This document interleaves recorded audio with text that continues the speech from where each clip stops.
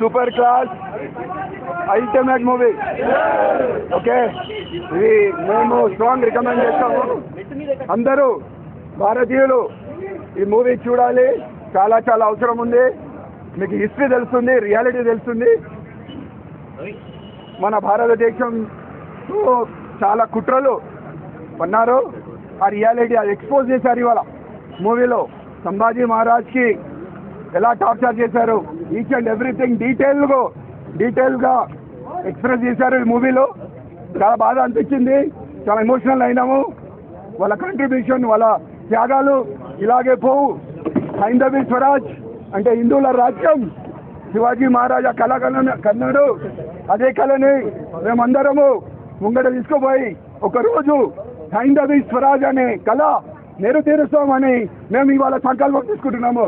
లో పెట్టేశారు full everything emotionally, sentimentally 100%, more than 100% వాళ్ళు ఎఫర్ట్ చేశారు. Every character has played a very vital role, important role. They have given life to the movie.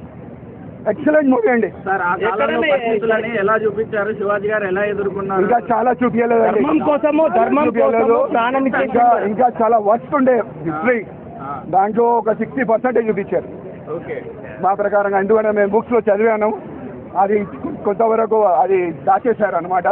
అయినా సరే we are very happy.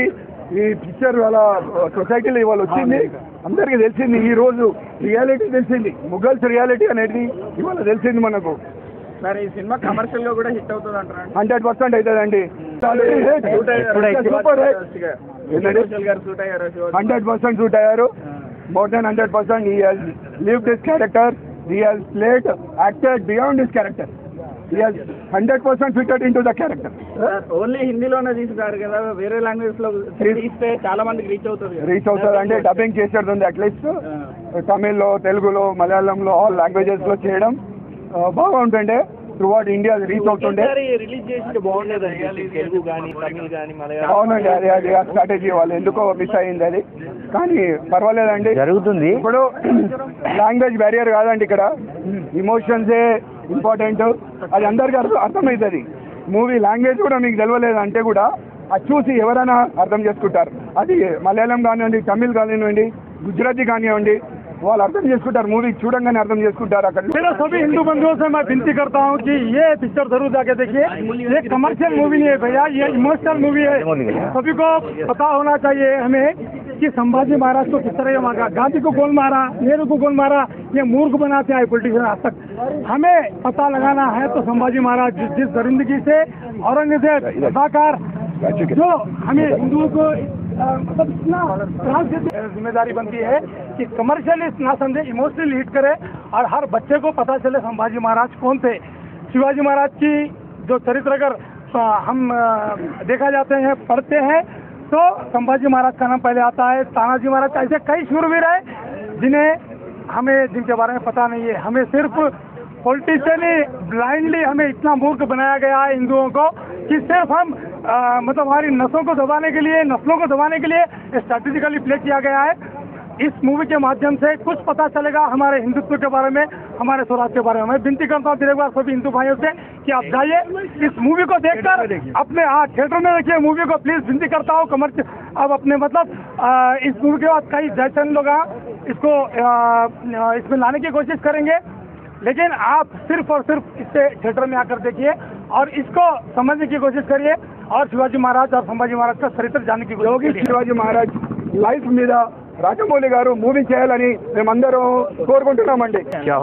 Cinema ఏదైతే ఉందో ఇది భారతదేశంలో ఉన్నటువంటి ప్రతి పౌరుడు చూడాల్సింది, కేవలం హిందువులు కాదు.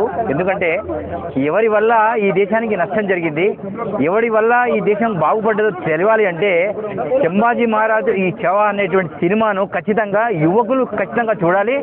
ఎందుకంటే మనకు 1947 తర్వాత స్వతంత్రం వచ్చిన తర్వాత కూడా మనం ఇంకా స్వతంత్రం లేకుండానే బతుకుతున్నాం. దానికి కారణం ఏమిటంటే మన చరిత్రను మనం పూర్తిగా తెలియకుండా చేసేటువంటి కొంతమంది చరిత్రకారుల వల్ల ఈ సమస్య జరిగింది.